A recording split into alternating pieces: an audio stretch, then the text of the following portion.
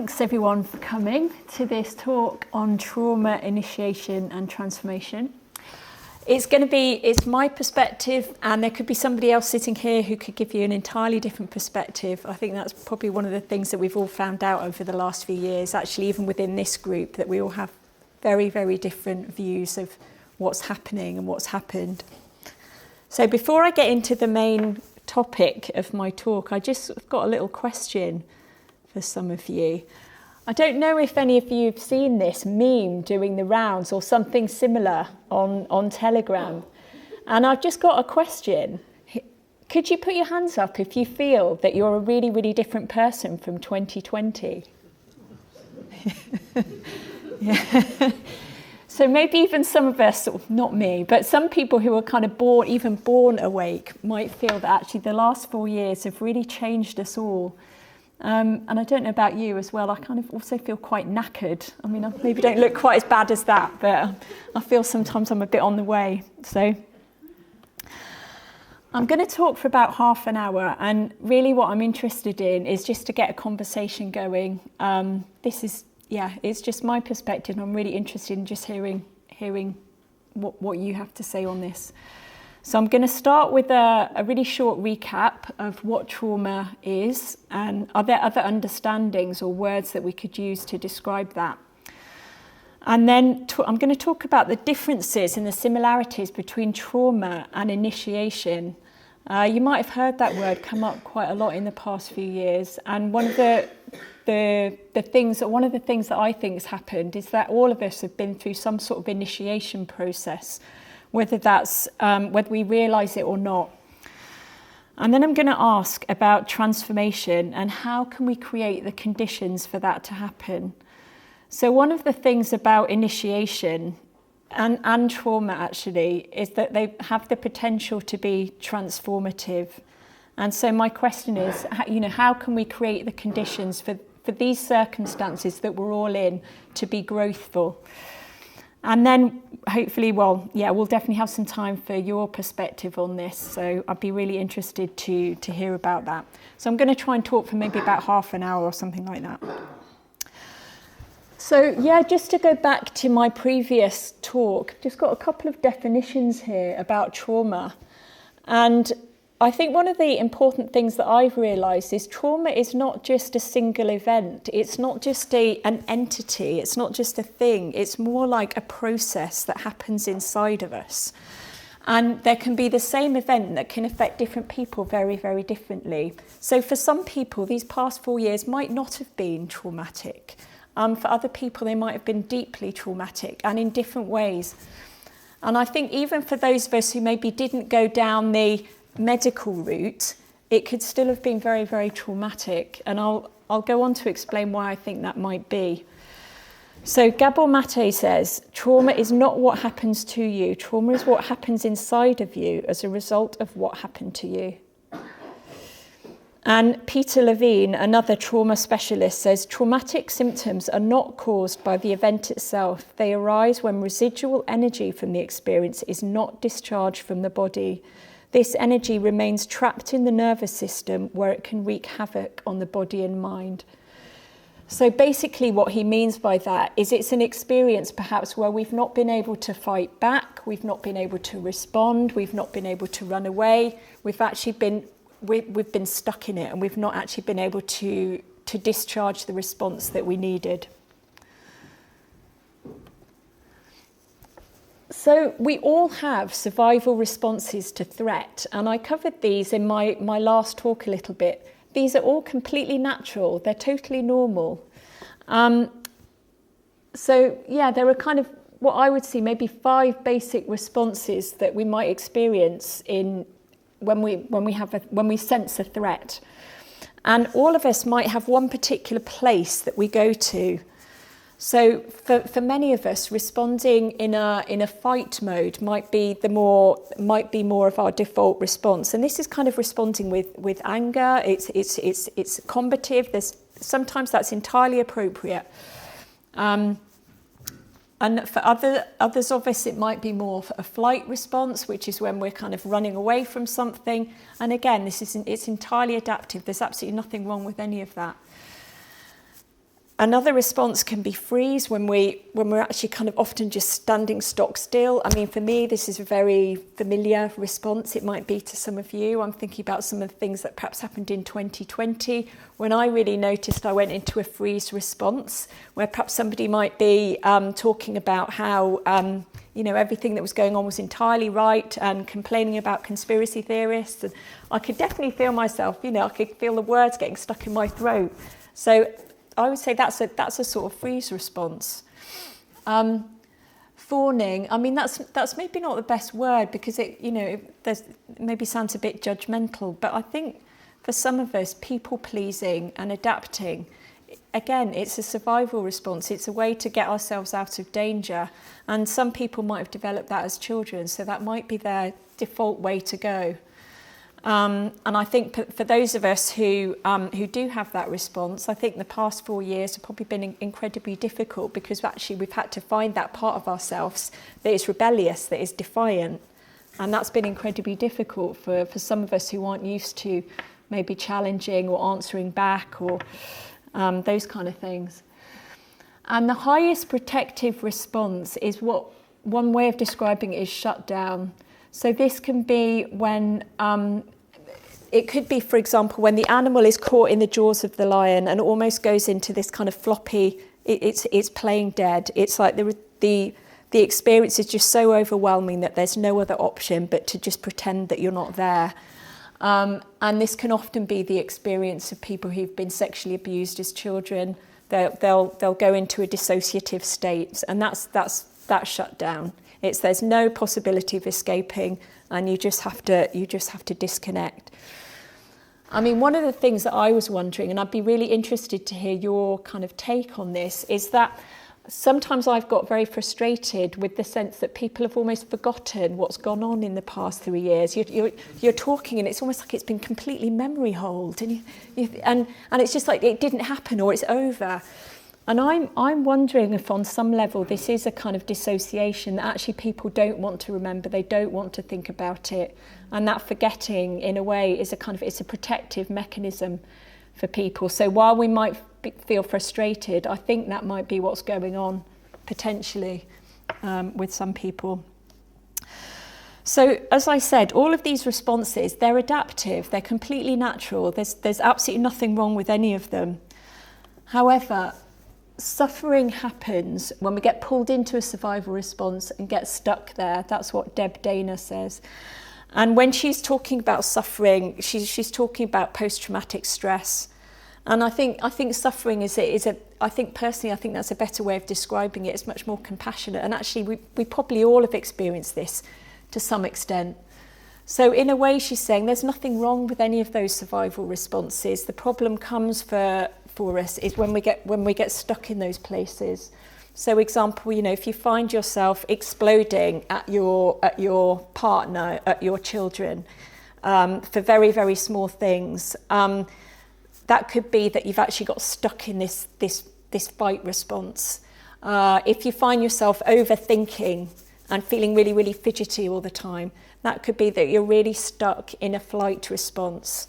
So all of these mechanisms, there's nothing wrong with them, but it's when we get stuck in them that it creates a problem for us.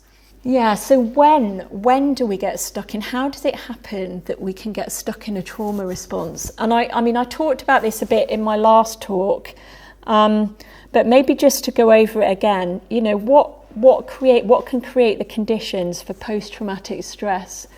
And one of the things is being in a situation where we are unable to take action. So, for example, they've done some research on firefighters in the US, and those firefighters who, in the middle of a rescue mission, were able to actually allow themselves to have the dry heave response, were able to be sick, were able to feel the kind of the horror.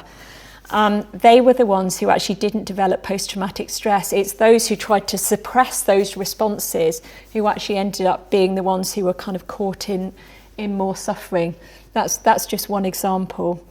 Another way that that can create post-traumatic stress is when we're isolated, when there's a lack of social connection. And again, I probably don't need to go over that, but it's like 2020, 2021. I mean, it's, all of that was there. So I think groups like this have been our way of trying to kind of remedy some of that. And actually, our desperation, for many of us, you think about Stand in the Park, or, this desperation, for me anyway, just trying to find people who felt the way that I did. That's a very healthy response to want to find that. Another thing that can create post-traumatic stress and can mean that we can get stuck is when we experience a betrayal, or when we experience a lack of acknowledgement. So again, this could be people who've experienced violence, who've maybe experienced sexual violence, perhaps when they go to the police and that's not acknowledged. For some people that can be re-traumatizing in itself. So I think, again, one of the important things about groups like this is there's an acknowledgement of actually what went on, an acknowledgement of actually the impact that this has had on people, on all of us.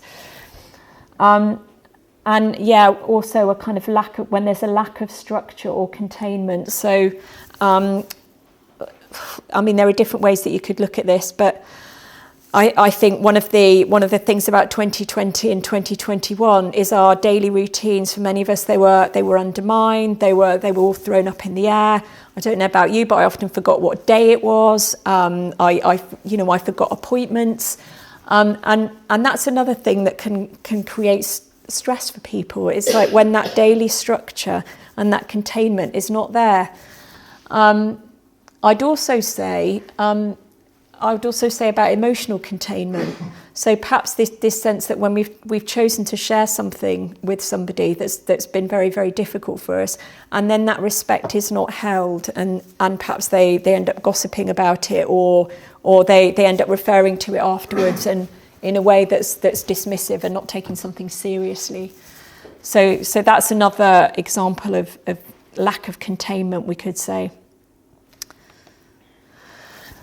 So I'm only just kind of thinking this through at the moment, and this is kind of very much a sort of idea that's not fully formed for me. But I've put asterisks by left and right. So for many of us, I think that whole paradigm, that whole kind of left-right distinction is probably kind of really falling apart right now.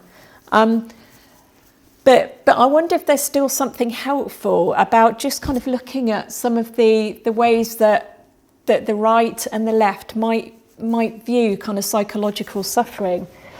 And one of the things that I've noticed about the left is, I call it here sort of trauma washing, where I think sometimes that everything is seen through the lens of trauma. Absolutely everything can be seen through that lens. Everything is reduced to trauma. You could potentially say this with other ideas as well. And on some level, they're not wrong. It's like we're living in a world that's traumatizing. Lots of us are traumatized. However, I wonder whether the meaning of trauma has kind of lost its potency a bit, because actually it's so widely used now that kind of power of that word is diluted a bit when it's so widely used. The other thing that I was noticing, I'm making really big generalizations here that you might want to pick me up on, but this idea of kind of trait narcissism. So what I mean by that, and I'm putting this more on the kind of left progressive side, is that people become very, very attached to their condition or their diagnosis. So you might often hear, I can see somebody nodding, but you might see somebody sort of, or you might hear somebody talking about my trauma, my anxiety, my depression. And as I was saying before, I think for me, trauma is not a thing. It's not a concrete thing. It's a process. And I think when we over-identify with these labels, we can really get kind of stuck in victimhood, and we kind of feel that those labels are fixed and define us in a way that's not really helpful. And I don't know if any of you came to Stuart Waiton's talk recently, and the panel discussion that he was on. I think he's part of the Scottish Union for Education. And he was talking about people often now being seen on the left, especially, as inherently vulnerable. And in a way, I think it is. I agree with him. It's not helpful. It's not helping foster resilience. It's not helping foster empowerment in any sense. And another thing that I notice, which I don't entirely feel comfortable with, even though I'm a therapist myself, is people going to therapy as a sort of lifestyle choice, that it's something, it's almost like brushing your teeth, or it's kind of part of your routine. Again, I think some of the power and the significance of this process gets lost when it's just used as part of somebody's kind of mental health maintenance. That's just my opinion, and there might be people who disagree with that. And then I was thinking about, perhaps it might be easier for some of us here to kind of see what's going on the left. But I was thinking about perhaps some of the things that on the right, if we can even call it that anymore, that might be different from how we see things on the left. And I, for me, one of the things that I was thinking is that I see perhaps among people who are more conservative is there's a bit more of a narrower understanding of trauma. And, you could say in a way that's not a bad thing. It's actually kind of retaining the significance of the word. So it might, I sense that, people perhaps of an older generation or more conservative leanings might see trauma as more to do with a single event. And that would be, abuse, war, disaster, an attack. And I think, there is truth in that.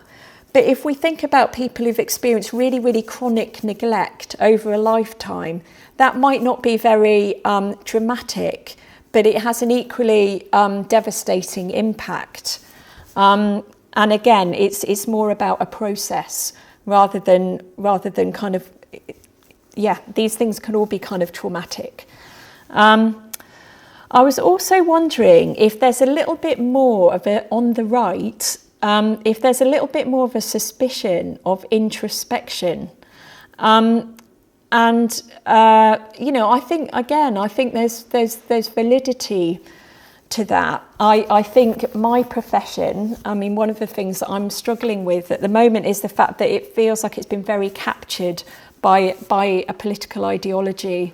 And for people who are maybe more conservative leaning, I don't think it always necessarily feels entirely safe to approach a therapist, because a lot of therapists are not necessarily going to be on board or be be receptive to those ways of seeing the world. And again, this idea of kind of therapy as being social engineering, psychiatry as being social engineering, social control. I think there's a lot of validity to that, and it's certainly these ideas have been used in that way. So I'm not kind of completely disagreeing with that. But I do wonder whether I'm thinking about kind of this sense of kind of being awake, and I think being awake, it's certainly informational on one level. There's definitely something about being aware of the agendas out there, the lies out there. But I think awake it maybe means, for me, it kind of means more than that. It's not just an externalized thing. It's not just about information. It's also about kind of what's happening within us. So I was thinking, perhaps some people might be throwing the baby out with the bathwater, that actually, a lot of these writers have they have very important things to say, they have interesting things to say, and I guess it's for us, it's just about using our discernment. I think for myself about Gabor Mate, for example, I don't know if any of you are familiar with him, but he's written a lot of really incredible books about trauma and ADHD, and he's a really great writer. He's a great speaker. And he at the beginning of the vaccine mandates, he talked about people who'd refused it was all to do with trauma, and it was all because they'd been traumatized as children. And there was a bit of me that really did think, right, that's it, you're dead to me. I'm never going to read anything by you again. And I did go through a phase like that. And I think there's something important about reconnecting with some of these people and some of these ideas and just using our discernment, as it were. Yeah, and I mean, one of the, I guess I was thinking about the sort of narcissism and the kind of self-obsession that I see sometimes on the left, or maybe people of a more kind of progressive leaning. And I wonder whether perhaps on the other side, some of us might be kind of, the important thing might be that we're too self-reliant and that we don't recognise that actually we're interdependent. Some people might even say we're interexistent. I won't get into that too much now, but it was just one of the things that came up for me. But I'd be interested to hear your perspective on that. Yeah, so I've just got a few more memes. Maybe you recognise some of these. I don't know if you recognise the one at the beginning, but I think it's showing we've changed. You know, we've really changed. And there might be a particular meme there that you really identify with. It was really just to kind of say that I think what's happened over the last 4 years is I think we've been through a process that is quite, in a way, I think it's universal. This idea that, we've changed. We've all been through an ordeal, and most of us are not the same people anymore. We're older, wise, and we probably look quite a lot older as well. I do anyway. So, I've just got a few pictures here of ceremonies that occur across cultures and across history, and that are common to every culture, that are common across history. And in the first one, obviously, you can see it's baptism. So going from one, being admitted into the church, going from one state being admitted into the church. The other one on the right is a scarring ceremony in Papua New Guinea, and I think it's about kind of admission into adulthood. It's about admission into into manhood. And I mean, as you can see from even the baptism one, a lot of these sort of ceremonies involve a sort of ordeal. So even with the water, I guess, original baptism ceremonies were about being completely dunked, and obviously some of them still are, about completely immersed in the water and emerging. And in a way, that's sort of representing a sort of near-death experience. And the one on the right, again, showing somebody actually going through an experience that is traumatic, but it's within a ritual container. On the bottom left, we've got a Masonic ceremony. Lots of you will maybe recognise that.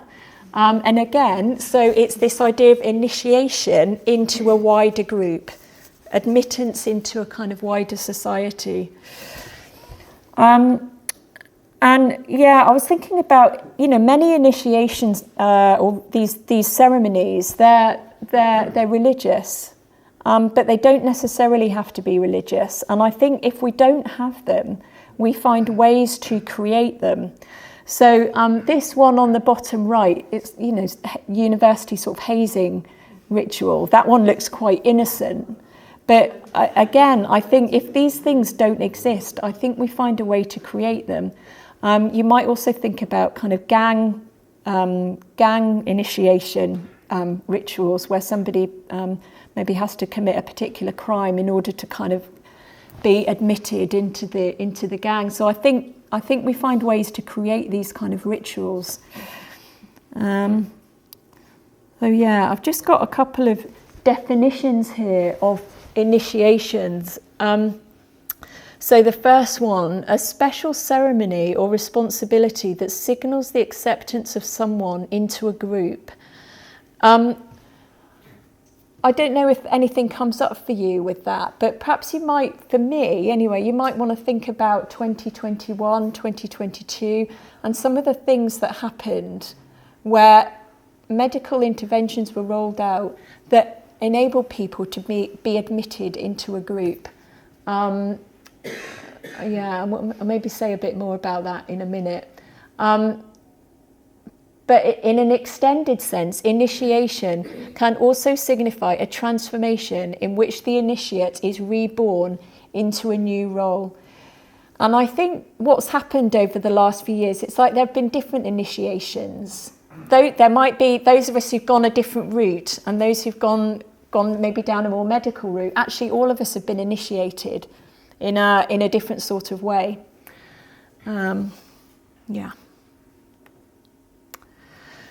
So I was thinking of initiation ceremonies. I mean, all of those pictures I've showed you, they're all different types of initiation ceremonies. And initiations are they don't just happen once throughout life. They're part of the cycle of death. You could say they're part of the cycle of death and rebirth. And lots of us experience these kind of initiations throughout our lives. You might just want to think about that. I mean, it could childbirth. It's an initiation. Getting divorced, it can be an initiation. Losing a child, it can be an initiation. And there are many of these things that happen throughout our lives. It's cyclical. It's not just a linear thing. So you might just want to think about that. And since 2020, maybe all of us have been through an initiation process. Maybe lots of different sort of initiations. Many of us have lost friends. For some of us, our relationships might have come to an end. For some of us, our relationships with our families might have really, really been upturned. We might feel very, very cast out from our families. I think all of these things are in a way, they're types of initiation. I'm thinking about myself, for example. I think one of the things that I found most difficult was actually speaking out, because I'd been brought up as in a family where, you definitely didn't answer back, and you absolutely did what you were told, and you agreed if you wanted to get along. And so for me, one of the most difficult things has been actually speaking out and finding that courage to disagree, which I haven't always managed to do, but I think for me that's part of what I needed to do. And I was also thinking about the kind of collective initiation rituals. So as I said, like 2021, 2022, I think that the rollout of the vaccine was deliberately constructed as a type of initiation. And I'm not saying that in a way that is. I'm saying that in a way that I think it touched into something very, very deep in people, something that actually they really responded to. And we think about churches were used for this initiation. It was administered often by people who have, for some people, very high status in our society. And so I think I think it touched into something very, very deep in people. And I think there was also something about once you'd been initiated, that was your gateway to freedom. You were able to travel. You were doing the thing for you've been through this process for the common good, for the collective. And I was thinking about even the fact that people knew that there was a risk. I think that was also part of the initiation process, because I think there's also something about that willingness to kind of undergo something that felt like you were taking a risk on behalf of the collective. I mean, if we think about that, the man who was being scarred, I think it's a similar sort of thing. It's like you're willingly undergoing something that might be painful and that there's a risk to. I mean, there may be other sort of collective initiation rituals that come up for you around that, but that was certainly something that I thought of. So I liked this picture because I think for me it describes some of what I have experienced since 2020. This is a wood engraving that appeared in the 19th century. It's called the Flammarion engraving. But what I like about it is it's somebody kind of coming to the edge of the known world and kind of seeing a bit beyond the veil. And I think a lot of us have maybe had this experience where we've kind of peeked behind the curtain, and actually the world as we thought it was it's not what we thought it was. And I think that in itself can be traumatic. It certainly was for me. This idea that perhaps institutions, ideas that we'd invested in, people that we trusted were not what we thought they were. So I still think that true initiation is a sort of sacred, it can be a sacred rite of passage. And I think on some level that was tapped into in 2021 and 2022 and sort of ongoing. And according to the psychotherapist Francis Weller, in any true initiatory experience, 3 things happen. So there's a severance from the world as we knew it, often not always through an ordeal, so something painful. And that's often deliberately constructed to be traumatic. If we think about childbirth, it's incredibly painful. The scarring ritual, it's incredibly painful. It's like we go through these experiences and we're not the same afterwards. So there is a radical alteration in your sense of identity. And there's a profound realization that you can't go back to the world as it was. So I think we probably all feel that. The pre-2020 world, it's like that's gone now. And when initiation is contained and when it's a sacred rite of passage, actually what that leads to is it's an expansion of our identity.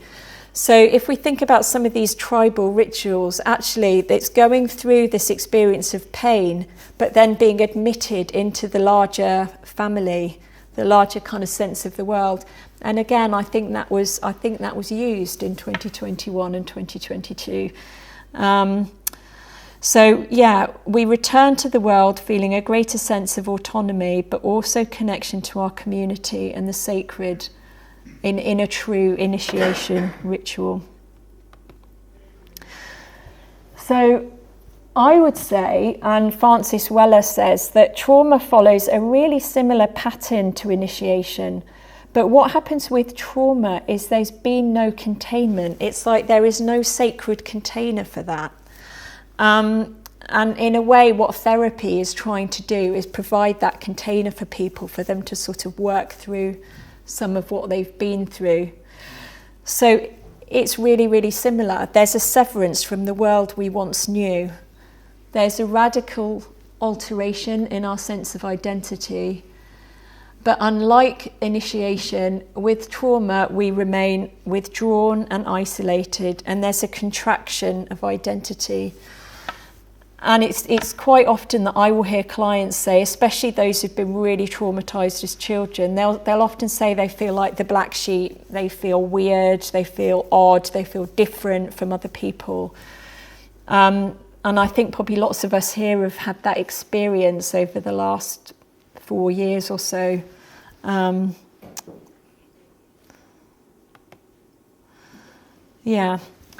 So Francis Weller says, trauma can become initiation if we don't get stuck in the trauma, but we complete the cycle, coming full circle back into full participation with the world and in service to others. And I certainly think groups like this are really part of that, because it's helping us work through some of what we've been through. We've got the chance to talk, we've got the chance to do something constructive, we've got the chance to be with other people who feel similarly. So how do we go from trauma to initiation? So how does transformation happen? And I've put a little star by post-traumatic growth, and I'll come back to that. But one of the things that somebody said at the end of my talk last time was, what do we do when we're still stuck in this? We're still stuck in this situation. It's like it's not resolved. It's still dangerous. We still sense a threat. So I suppose what I want to say here is this isn't about necessarily the threat being over, but it's about how do we find ways to work through that. So one of the things is to work through the uncompleted responses. So to kind of give you an example of that, I mean, I was saying, I experienced, especially in 2020, real kind of freeze response where I'd sort of get stuck in my, words would get stuck in my throat and I wouldn't know what to say and my mind would go blank. And so for me, one of the ways of working through that is doing something like this, where I've actually got the chance to talk about and say what I actually think and what I feel. And that might be different for all of us. There might be different things that we need to work through. I think one of the other things is really to allow ourselves to feel the grief. I don't know about you, but pre-2020 world, it was dysfunctional. But there's probably also, for most of us, there's probably also grief there in what we've lost, actually. That sense of maybe the innocence, maybe not for all of us, but the trust that we had, the sense that things felt safe, that we could trust our government, that perhaps we could trust our family members. And I think there is grief in that. And for me, I think if we don't allow ourselves to feel that, I think one of the ways that it can come out is in anger and hatred towards other people. And projecting that onto others. And I think some of the time when you hear somebody getting incredibly angry about I don't know, people, the sheep, or I think underneath all of that is a lot of grief and pain, actually, and it's really difficult sometimes to acknowledge that. So I think there's something important about feeling those feelings in a way that is contained. But allowing ourselves to feel them, not succumbing to avoidance, busyness, or denial. I guess for me that's probably still a work in progress. I still spend way too long on Telegram, going through things, and that's definitely a bit of me that's kind of avoiding. But I think it's important to recognise what has been essential in our survival, because I think we all have survived something, and we all need to recognise that, but recognising what's been essential in our survival and letting go of the excess. And I think perhaps what's happened is a lot of us have had to really focus on what is most important, food, friendship, connection, safety, all of these things, and letting go of some of the stuff that just feels not necessary.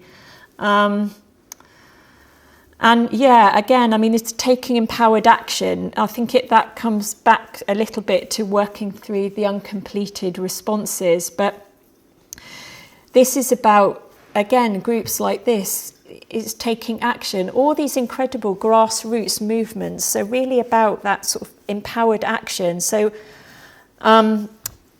I think there's something really important about using our experiences to be able to support others, and reclaiming our creativity and our unique gifts. And I think lots of us are doing that now, and realising actually we're so much more creative and so much more powerful than we've been led to believe. Actually, all these incredible things that we can actually do.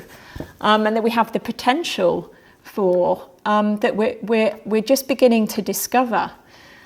And I was sort of thinking, we've all been through this huge death, rebirth experience, every week thinking we're either going to be locked down, killed by a nuclear bomb, jabbed, or whatever it is. So I think it's important to have a laugh. So I quite like this meme, but anyway. So, yeah. What can these transformative times bring us? What are the important things that we really need to take on board from this? And I think one of them is recognising our strength and resilience in surviving very difficult circumstances. Everybody here who's here tonight, we've all survived something incredibly difficult. We might not be completely intact, but we're here, we're breathing. So we have all survived that. And I think the other thing is seeing more possibilities for living meaningfully as our values and our priorities shift. So again, I think it's just this idea of coming back to what is essential and most important. And a greater appreciation of life where previously we might have taken things for granted. I think as well, and perhaps for me, this is kind of a work in progress, but being able to relate to others with more openness and compassion, even those who've maybe gone down a very, very different route, made very different decisions. I think part of the learning is to be able to relate to those people with more openness and compassion. And that doesn't necessarily mean agreeing or endorsing, but being able to understand why they might have done what they've done. And I just really like this quote, which is, "In a dark time, the eye begins to see." And I think that's true outwardly. And I think it's sort of true inwardly. I think for lots of us, we've begun to see things in a different way over these last 4 years. The veil's been lifted in a way. And, I think that there's also something about that also being an inner process where perhaps we've had to come up against parts of ourselves that we don't particularly like or that we feel ashamed of. I've certainly had that experience. So, yeah, one of the things I think is important is, for me at least, is moving from paranoia to what we can call pronoia. And what I mean by that is that the universe, if we choose to see it in this way, is conspiring for our benefit. So if you think about all of these really, really dark and difficult, and you could even say EVIL things that have happened over the last 4 years, despite that, many, many good things have come out of this. The grassroots groups, the friendships, the people we would never have otherwise have met, all this incredible creativity. So I think even though there's something about what's happened that has been very, very dark, I think that sort of pressure it's also really released something in people. At least that's what I feel. So, yeah. And I'm going to end with, in the Q&A last time, somebody asked a question, which was, what can we do when we're still in the middle of all this? It's still all going on. How can we recover from trauma when actually the trauma is still happening? And I just wanted to show you this cartoon. I think maybe some of you are really familiar with Bob Moran, and you maybe know this cartoon. And this is his cartoon called Beacons. And for me, I think this really symbolises what's going on and where we are just now. So especially if we think about how much, this cartoon was from a year ago, but if we think about how much rain there's been recently, how much darkness, but we're all still standing and we're connecting. So I like this quote, and which is saying safety does not mean the absence of a threat. It means the presence of connection. So, yeah, I just want to end with that, and thank you for listening.